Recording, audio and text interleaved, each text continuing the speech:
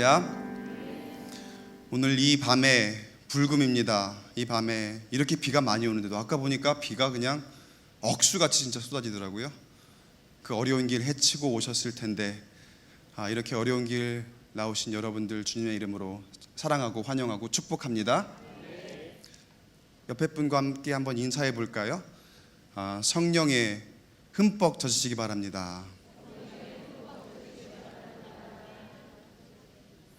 우리 말씀 함께 보겠습니다.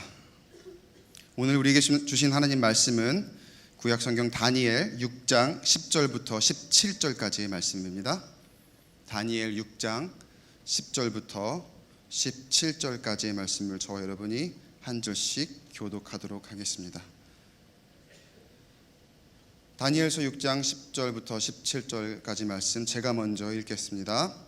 다니엘이 조서에 왕의 도장이 찍힌 것을 알고도 자기 집에 돌아가서는 윗방에 올라가 예루살렘으로 향한 창문을 열고 전에 하던 대로 하루 3번씩 무릎을 꿇고 기도하며 그의 하나님께 감사하였더라.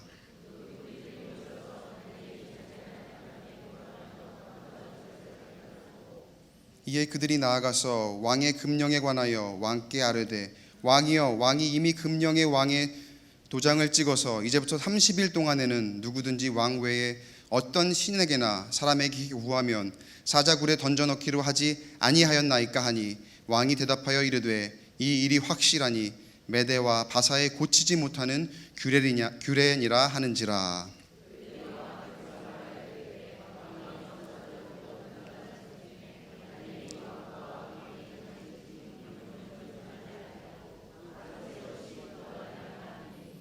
왕이 이 말을 듣고 그로 말미암아 심히 근심하여 다니엘을 구원하려고 마음을 쓰며 그를 건져내려고 힘을 다하다가 해가 질 때에 이르렀더라.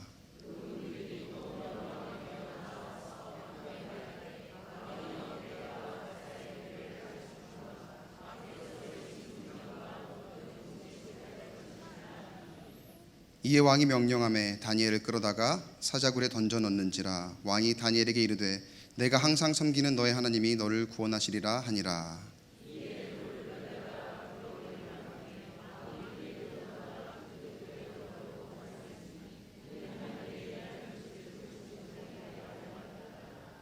아멘. 사람들 중에 특히 남자분들 중에 이런 분들이 있어요. 기계나 장치가 어떻게 돌아가는지 꼭 알아야만 직성이 풀리시는 그런 사람들이 있습니다. 그런 분들을 보면은 꼭 어떤 물건을 보면은 분해를 하세요. 그리고 안에 부품들이 어떻게 생겼는지, 그리고 또 어떻게 해서 이게 이렇게 해서 돌아가는구나 라는 거를 꼭 알아본 다음에 장치가 어떻게 작동하는지 살펴본 다음에 다시 역순으로 조립하는 그런 과정을 거칩니다. 그러다가 다시 조립을 못하면 이제 버려지게 되는 그런 좀 슬픈 그런 경우도 맞이하게 되죠. 그러면 또 아내한테 혼이 나죠. 남자분들 경험 많이 하셨을 거예요. 이런 경험들. 뭔가 고장이 나면 물건들을 잘 고치는 사람들이 있습니다. 그런 부류의 사람들이 아까 말씀드린 궁금한 거, 이게 어떻게 작동하는지 원리를 알아야만 직성이 풀리는 그런 사람들이에요. 그런데 이렇게 한번 해본 사람들은요, 해본 사람들은 뜯는데 두려움이 없습니다. 그리고 뭔가 고장나면은 원인을 찾아내는 거에도 굉장히 익숙해요. 그리고 문제점을 잘 찾아서 그 해결할 수 있는 방법을 잘 찾아냅니다. 그렇게 문제점을 고치죠. 그러나 문제점을 알지 못하면 고칠 수가 없습니다. 고장난 물건을 다시 작동시킬 수가 없는 거예요. 여러분, 우리 안에 문제가 있습니까? 있습니다. 항상 우리 안에 문제가 있습니다. 문제가 없지 않아요. 여러 가지 문제가 있을 거예요. 그 중에 다른 모든 문제 해결을 위해 우선적으로 우리가 해결해야 될 문제가 있습니다. 바로 죄의 문제예요. 이 문제 해결이 이루어지지 않으면 예수 그리스도와의 인격적인 만남을 이룰 수가 없습니다. 내 안에 있는 문제, 원인을 알고 고치는 단계를 거쳐서 예수 그리스도의 제자의 삶을 살아가게 되는 저와 여러분 되길 축복합니다. 적을 알고 나를 알면 백전백승이다 라고 하는 말이 있죠. 오늘 설교 제목을 제가 피야 식별이라고 적어봤습니다. 피야 식별. 피야 식별이라고 하면은요, 적과 나를, 그러니까 아군과 적군을 구분하는 것이라는 뜻이죠.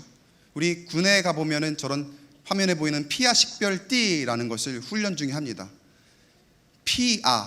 아군과 적군을 잘 구분해야지만 이길 수 있습니다. 왜냐하면 먼저 구분을 해야 되거든요. 모의로 아군과 적군을 구분하기 위해 저 피아 식별띠를 주는데, 그래야 아군끼리 서로 다치는 일이 생기질 않거든요. 그래야 아군끼리 서로 죽이는 일이 발생하질 않거든요.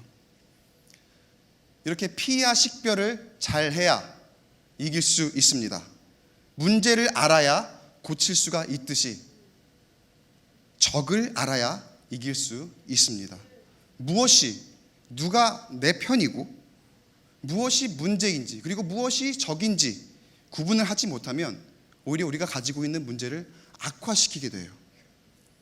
오늘은 나의 편과 상대편을 잘 구분해서 게임 체인저가 되었던 다니엘의 또 다른 모습, 다니엘의 이야기를 함께 나누도록 하겠습니다.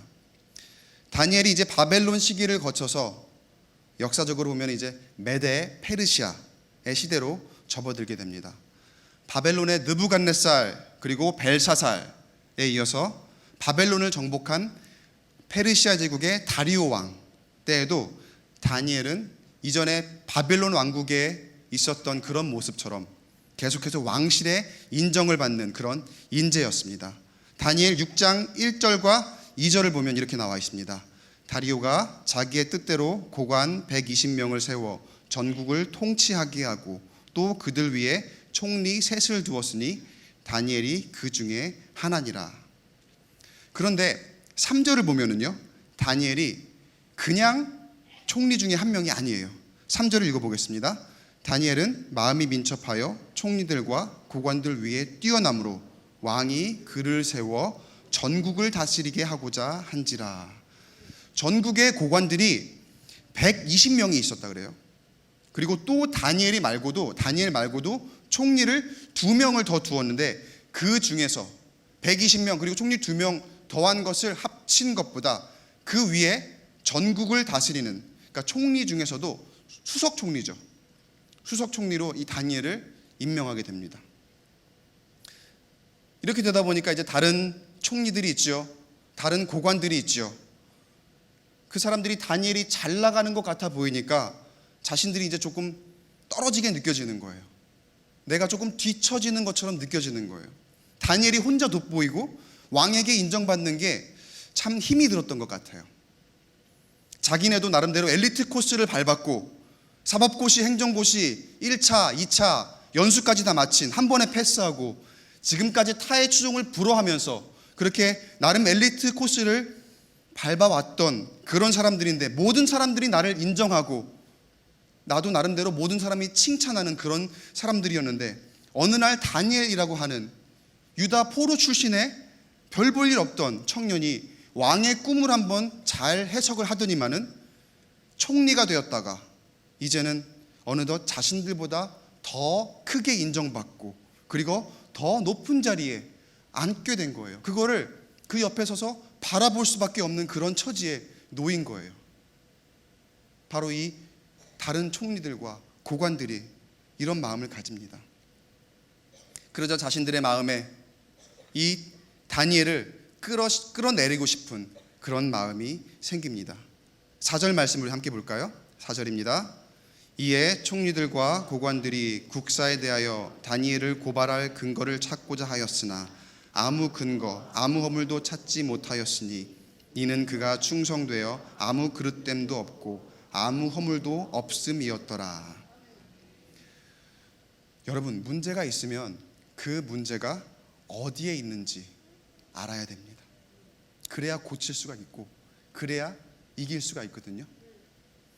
보통은 문제를 우리가 문제가 있다라고 인식을 하게 되면 그 문제를, 적을 외부에서 찾는 모습을 볼 수가 있습니다. 외부에 항상 적이 있다고 생각을 해요. 그래서 이 고관들과 총리들도, 이 사람들도 생각할 때 뭔가 문제가 있어. 우리가 왜 이렇게 뒤떨어져 있는 거지? 우리가 저 자리에 갈 만한 충분한 능력이 있고 우리가 저 자리에 있을 법한데 뭔가 문제가 있는데 그 원인을 찾기에 이르는데 그 문제가 다니엘에게 있다. 다니엘에게 있다고 생각을 하기 시작합니다. 여러분, 우리도 살아가면서 문제가 있다고 인식을 하면 보통 그 원인을 외부에서 찾는 경우를 많이 보게 됩니다. 외부 환경이 잘 안 받쳐줘서 나는 잘하고 있는데 내 주변 사람들이 잘 안 도와줘서 잘 안 맞춰줘서 문제가 생긴 거라고 생각을 합니다. 그런데 막상 껍데기를 뜯어서 그 안을 들여다보면 내 마음 안에 내부에 문제일 때가 많은 경우를 우리가 보게 돼요. 그래서 내 허물은 생각을 안 하고 남의 결점만 들여다보려 하는 그런 모습을 우리가 보게 됩니다. 남의 허물만 들추려고 합니다. 우리 집안에서도, 간단한 예로 집안에서도 그럴 때가 있어요. 괜히 내가 기분이 안 좋은데, 왜 보통 집이 제일 편하잖아요. 그러니까 내가 기분 안 좋으면 나의 아내에게 쏘아붙입니다. 남편을 잡으려고 합니다. 자식들에게 괜히 큰 소리를 내고 혼을 냅니다. 내가 기분이 안 좋은 게 원래 문제의 원인인데 밖에 나가서 어디 다른 데에서 내 기분이 상해가지고 와갖고 아이들은 그냥 평소대로 아이들답게 조금 시끄럽게 노는 것뿐인데 아이들을 혼을 내기 시작을 합니다. 저는 결혼하기 전에 제가 부부간의 그 치약 짜는 방식 있잖아요. 부부간의 치약 짜는 방식 때문에 사람들이 다툰다 그런 얘기를 들을 때 이해를 못했어요. 제 아내가 제가 어떻게 하든지 간에 다 이해할 거다, 그리고 거기에 맞출 거라고 나름 착각을 하고 살았던 것 같아요. 아니면 그냥 제가 치약을 짜는 방식대로 그냥 같이 짜겠지, 저는 그렇게 생각을 했나 봐요. 그런데 결혼하고 나서 처음으로 치약을 같이 쓰게 된 후에 나와 다른 방식으로 짠 치약의 모습을 처음 본 순간 그 순간에 욱 하는 감정이 나도 모르게 들더라고요. 그 사소한 그 치약 튜브 하나일 뿐인데. 이런 방식도 있고 저런 방식도 있을 수 있는 거거든요. 사실 이게 누가 잘하고 누가 잘못한 게 아니에요. 그냥 자기의 나름대로의 방식이 있는 거거든요. 굳이 문제 삼자면 내가 문제가 될 수 있는 거예요. 내 치약 짜는 방식이 원래 아내의 방식이 맞을 수 있고 내 치약 짜는 방식이 틀릴 수도 있는 거거든요. 굳이 문제 삼자면 나를 문제 삼을 수도 있는 건데 굳이 이걸 상대방의 문제라고 지적할 게 아니더라고요. 그리고 그걸 지적하기 시작하면 이제 다툼이 시작되는 거죠. 그 사소한 치약 튜브 하나 때문에. 그렇게 생각을 하면서도 이거는 내 문제야, 이거는 내 문제야 생각을 하면서도 다시 욕실에 들어가서 그 치약을 볼 때마다 올라오는 그 감정은, 가운데 너무나도 생뚱맞게 그냥 푹 이렇게 들어가서 짜여있는 그 치약의 튜브를 볼 때마다 그럼 제가 다시 제 방식대로 끝에서부터 밀어서 이렇게 리셋을 해놓습니다. 그러면 다음에 다시 가보면 다시 중간에 이렇게 푹 들어가 있는 그런 치약의 모습, 참 쉽지 않더라고요, 처음에는. 다행히 아직까지도 치약에 대해서는 제가 얘기를 하질 않았습니다. 그리고 앞으로도 안 할 것 같고요. 왜냐하면 저도 지금은 집에서는 그냥 대충 쓰거든요. 제가 오히려 그렇게 닮아가더라고요. 그게 나의 문제일 수도 있는데 자신 내부의 문제, 자신 내부의 적은 생각도 못하고 외부의 적만 찾아내려고 애를 씁니다. 이 페르시아의 총리들과 고관들이 그런 거예요. 자신들 내면의 교만과 그리고 질투와 시기 같은 것은 알아내지 못하고 다니엘의 허물만 찾아내려고 합니다. 그래서 자기네들끼리 짜고 일을 꾸미기 시작합니다. 다리오 왕에게 가서 이렇게 모함을 하지요. 왕이시여, 저희들이 가만 생각을 해보니까 요즘에 왕의 권세가 많이 약화된 것 같습니다. 그래서 말인데 왕권 강화 차원에서 딱 30일 동안만 왕 말고 왕 외에 다른 어떤 신이나 어떤 다른 사람에게 무엇을 구하면 우리 사자굴에 넣는 그런 금령을 정하는 걸로 입법 회의를 우리가 해갖고 이렇게 가져왔습니다. 제가 이렇게 문서를 다 가지고 왔으니까 왕은 여기다 도장만 딱 찍어주시면 됩니다 하고 딱 내미는 거예요. 하고 문서를 다 이렇게 꾸며온 거예요. 당시에 이 메데 페르시아 시대에 그 제국의 법은 굉장히 엄격해서 왕이 한번 도장을 꽉 찍으면요, 왕 자신뿐만 아니라 어떤 사람도 그 어느 누구도 그 법을 고칠 수가 없도록 그렇게 법제화가 되어 있습니다. 그리고 왕에게 가서 그렇게 얘기를 하는 거예요. 8절에 이 사람들이 왕에게 이렇게 말합니다. 왕이여, 원하건대 금령을 세우시고 그 조서에 왕의 도장을 찍어 메대와 바사에 고치지 아니하는 규례를 따라 그것을 다시 고치지 못하게 하옵소서. 저기서 말하는 메대와 바사에 고치지 아니하는 규례가 바로 그 법령이에요. 그 엄격한 법이에요. 한 번 도장 찍은 건 어느 누구도 절대로 고칠 수가 없다라고 하는 그 법이에요. 다니엘이 빠져나갈 구멍을 완벽하게 봉쇄하고 철저하게 계획을 해서 이를 꾸밉니다. 자신들이 지정한 그 외부의 적만 제거하면 이제 앞으로는 모든 일이 잘 될 거라고 그렇게 생각한 거예요. 그런데 다리오 왕은 또 이게 자신의 왕권 강화를 위한 거라니까, 내 권세를 위한 거라니까 콕 해서 도장을 꽝 찍어버립니다. 애초에 다니엘을 겨냥한 법이니까 이제 다른 총리들과 이 고관들은 이제 다니엘이 이 왕의 새로운 법령을 어길 날만 손을 꼽아 기다리기 시작을 합니다.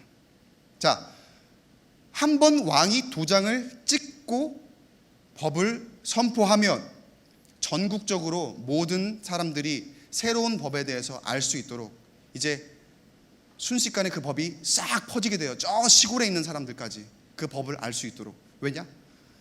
억울한 사람이 생길 수 있잖아요. 이게 빨리 알려지지 않으면. 그러니까 다시 말하면 이게 빨리 알려져서 모든 사람들이 알고 있었을 그런 법이었을 거예요. 방방곡곡 지방 사람들까지도 모두 알만한 법이었을 거예요.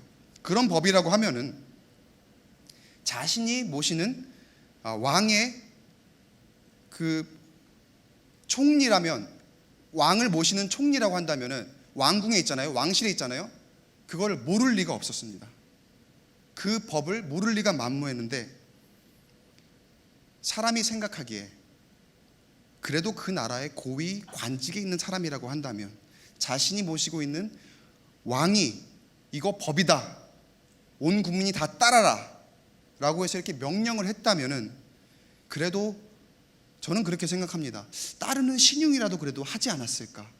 그래도 왕 바로 밑에 있는 사람인데, 왕을 가장 가까이서 모시고 있는 사람인데 왕이 체면이 안 설 거 아니에요. 나 때문에 내가 그 법을 어기게 된다면은. 그래서 따르는 신용이라도 좀 하지 않았을까, 그런 생각을 해봤어요. 그리고 왕이 도장을 찍어서 왕 자신도 고칠 수 없는 엄격한 법이라면 어기는 즉시 이제 죽게 되는 그런 법인데 감히 다니엘이 어길 수 있었을까? 인간적으로 그런 생각도 한번 해보게 됩니다. 그러나 다니엘은 그 모든 것을 알고 있으면서도 하나님께 기도하는 것을, 그리고 구하는 것을 멈추지 않았습니다. 10절 말씀입니다. 함께 읽어볼까요? 시작. 다니엘이 이 조서에 왕의 도장이 찍힌 것을 알고도 자기 집에 들어가서는 윗방에 올라가 예루살렘으로 향한 창문을 열고 전에 하던 대로 하루 3번씩 무릎을 꿇고 기도하며 그의 하나님께 감사하였더라. 아멘. 여기서 다니엘은 자신의 편이 누구인지 분명하게 알고 있었고요, 분명하게 분별을 했습니다. 자신이 그토록 높아져서 교만하려고 하면 어떤 누구보다도 교만할 수 있는 위치에 올라가 있었지만 자신 안에 있는 그 교만이라는 죄를 적이라고 분명히 식별했어요. 그리고 자신은 겸손하게 하나님께서 일하심을 구하기 시작합니다. 자신이 총리가 되고 페르시아를 다스리는 그 일도 하나님께서 하시는 일이고 자신은 그 하나님의 도구로서 사용되고 있다고 생각했을 거예요. 그렇지 않으면 왕의 법령이 내려졌을 때 평소에 하던 행동대로 예루살렘을 향해서 하루 3번 무릎을 꿇고 하나님께 감사 기도를 드리는 그 행동을 할 수가 없습니다. 목숨이 달려있는 일이거든요. 게다가 이 법령이 계속해서 가는 게 아니에요. 30일 동안만 내려진 법령입니다. 다시 말하면 30일만 참으면 되는 거예요. 30일만 타협하면 되는 거예요. 그러면 내가 죽지 않을 수 있습니다. 내가 법을 어기지 않을 수 있어요. 그러나 다니엘에게는 단 그 30일 동안도 나의 편이 되시는, 내가 편으로 삼아야 할 하나님을 배신하고 나의 적들과 타협할 수 없었습니다.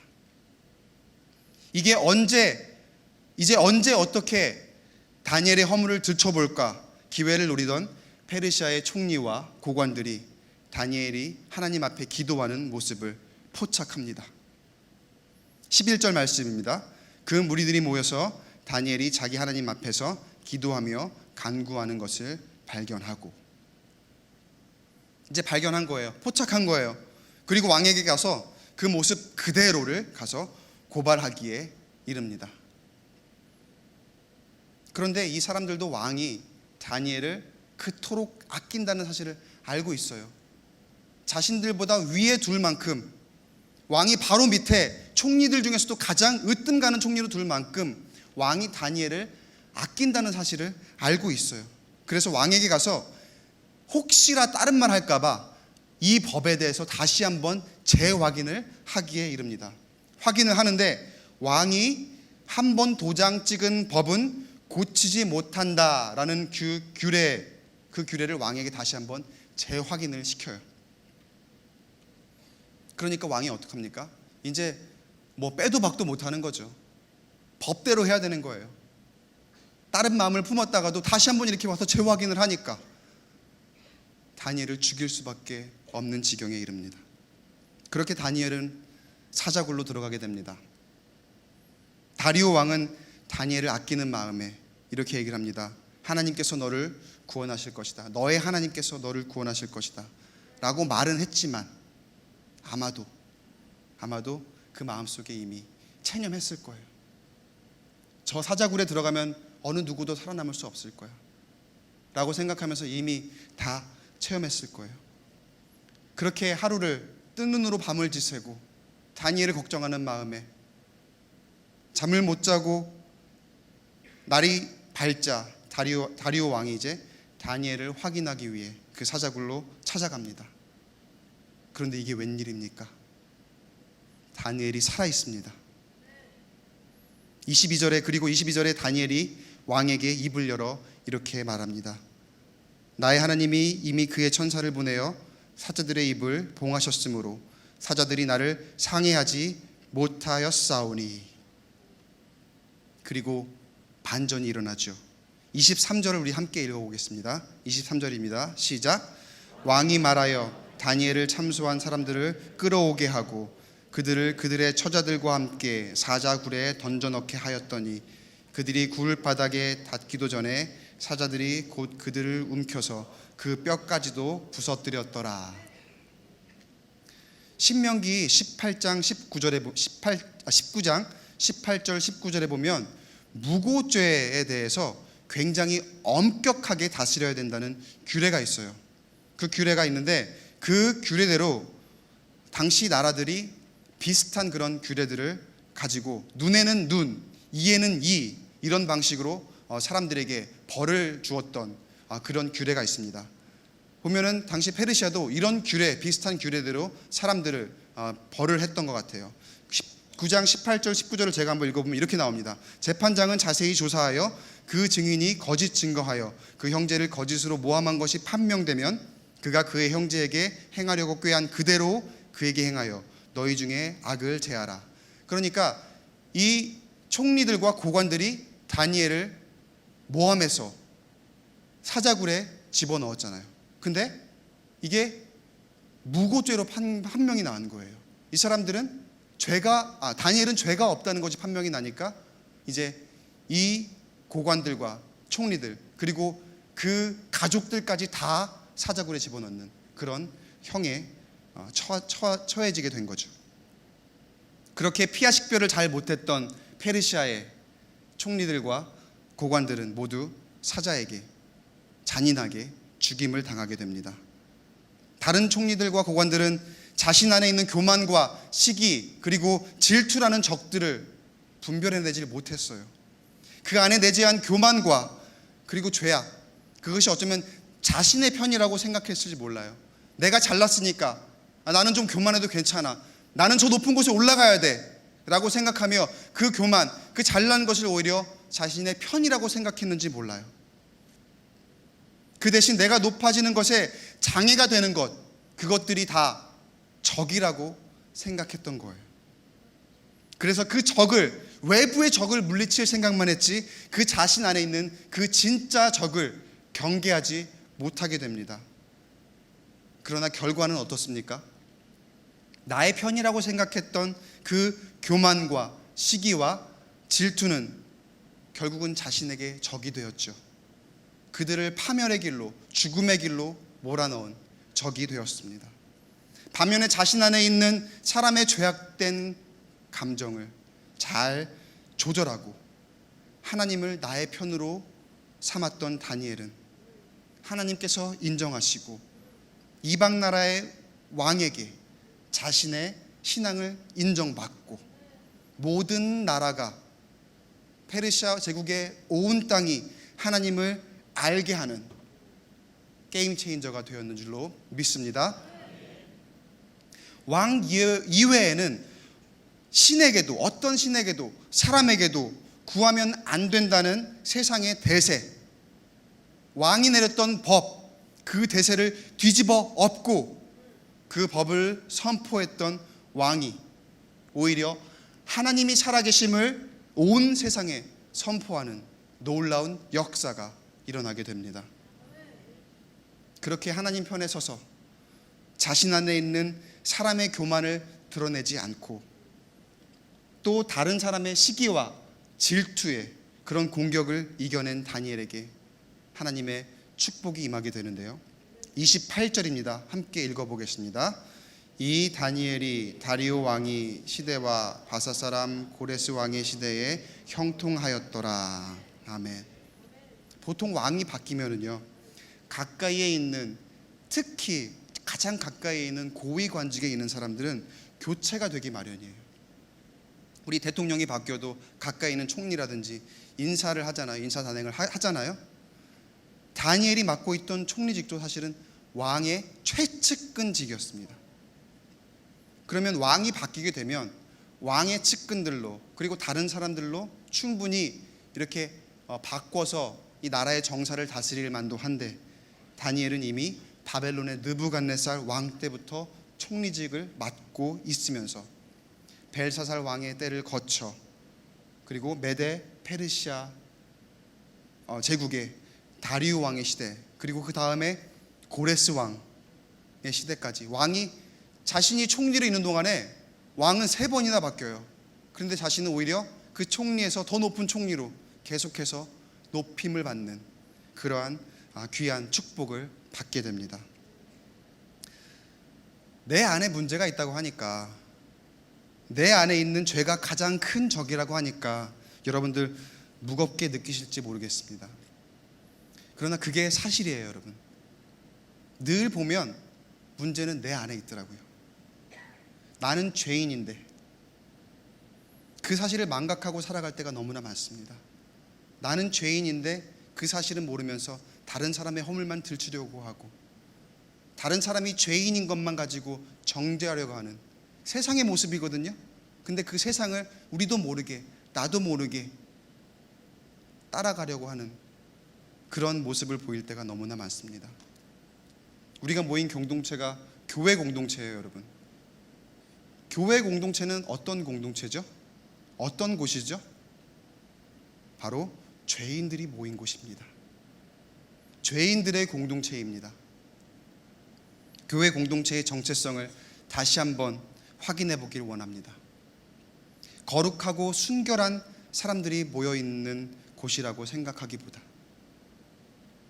그래서 그렇지 못한 내가 그 공동체 안에 갔을 때 죄책감에 우는 것이 아니라, 다른 사람은 다 거룩해 보이고 순결해 보이는데 나만 죄인인 것 같아서 우는 것이 아니라, 그래서 슬퍼서 우는 것이 아니라, 창피해서 우는 것이 아니라, 비교되어서 우는 것이 아니라, 완전하지 못한 사람들이 모여 있는 곳이고, 그리고 죄인들이 모여 있는 곳이고, 그래서 부끄러운 죄인인 내가 가서 동질감을 느낄 수 있고 나의 죄를 함께 고백할 수 있는 곳. 잘난 세상 사람들, 그래서 늘 습관처럼 남을 정죄하는 세상 사람들 앞에서는 부끄럽고 수치스러워서 차마 할 수 없는 그 이야기를 나눌 수 있는 곳. 내 어려운 집안의 문제를 함께 이야기할 수도 있고, 부모 마음같이 안 되는 우리 자식들의 이야기를 함께 나눌 수 있고, 고민하다가 남들에게는 터놓지 못한 우리 젊은이 청소년들의 성 문제까지도 얘기할 수 있는 그런 곳이 교회였으면 좋겠습니다. 함께 고백하고 함께 위로받으면서 함께 새롭게 될 수 있는, 그래서 함께 용서받고 함께 의로워지고, 그리고 넘어지더라도 함께 손잡고 일어설 수 있고 손잡아 일으켜줄 수 있는, 그래서 함께 감사하고 함께 사랑한다고 고백할 수 있는 그런 곳이 우리 꿈의 교회가 되었으면 좋겠습니다. 내 안에 있는 것들, 그게 문제라는 것을 알고, 그게 죄라는 것을 알고, 내 안에 있는 그 적,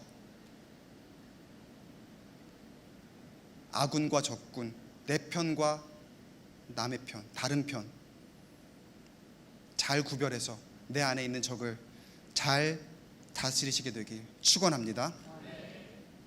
그 문제를 가진 사람들이 모여서 함께 해결하고 이겨내며 그리스도의 몸된 교회를 이루어나가는 우리 모두가 되길 주님의 이름으로 축원합니다. 십자가 그 사랑 멀리 떠나서 무너진 나의 삶 속에 잊혀진 주의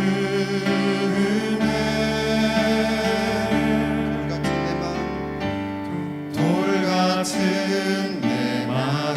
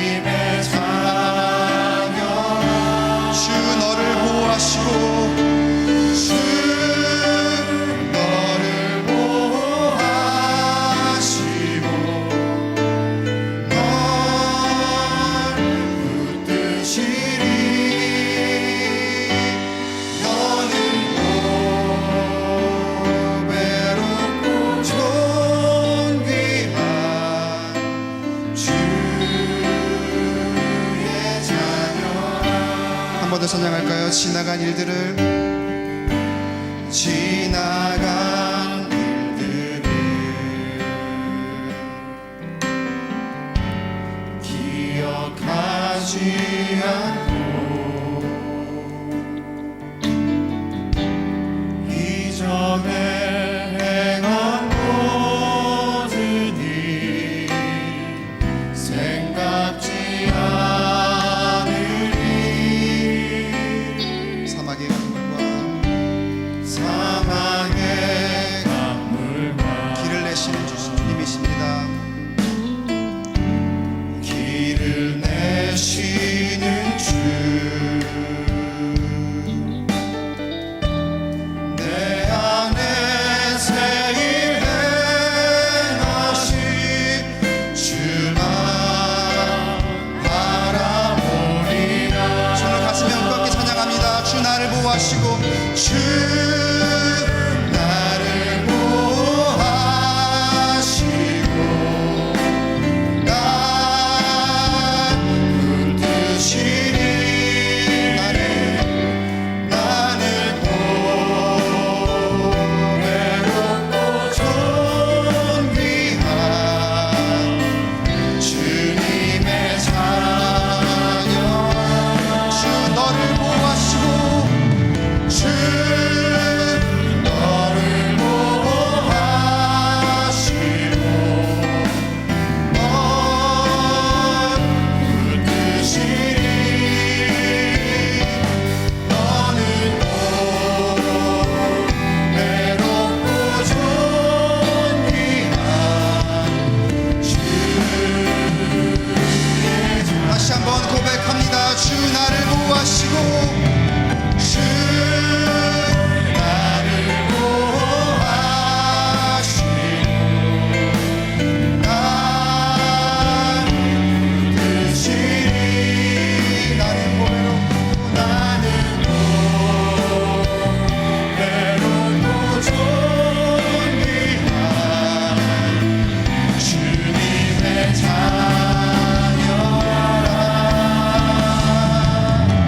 주 너를 보호하시고 널 붙드시리. 너는 보배롭고 존귀한 주의 자녀라. 이 시간 두 손을 가슴에 얹은 채로 기도하기 원합니다. 하나님, 내가 그동안 나의 안에 있는 적을 구별하지 못했습니다. 하나님을 내 편으로 항상 삼고 살아간다고 하면서 나의 안에 있는 적들을 버리지 못하고 남을 정죄하며 살아오고 내가 교만하기 짝이 없는 삶을 살았음을 이 시간 고백합니다. 그러면 십자가의 그 사랑, 하나님의 구원의 그 감격을, 그 사랑을 멀리 떠나 우리가 살아왔음을 고백합니다. 이 시간 회개하오니 용서하여 주시옵소서. 이 시간 여러분의 회개의 고백을 드리는 기도를 드렸으면 좋겠습니다. 그 또 한 가지, 하나님, 내가 하나님을 나의 편으로 삼고 하나님을 나의 보호자로 삼고 하나님 곁에 붙어서 내가 살아가기 원합니다. 성령 늘 동행하여 주시옵시고 나의 마음 가운데 거하여 주시옵시고 내 삶을 주관하여 주시옵소서. 이 시간 주님의 이름 한번 크게 외치고 통성으로며 기도하며 나아가겠습니다. 주여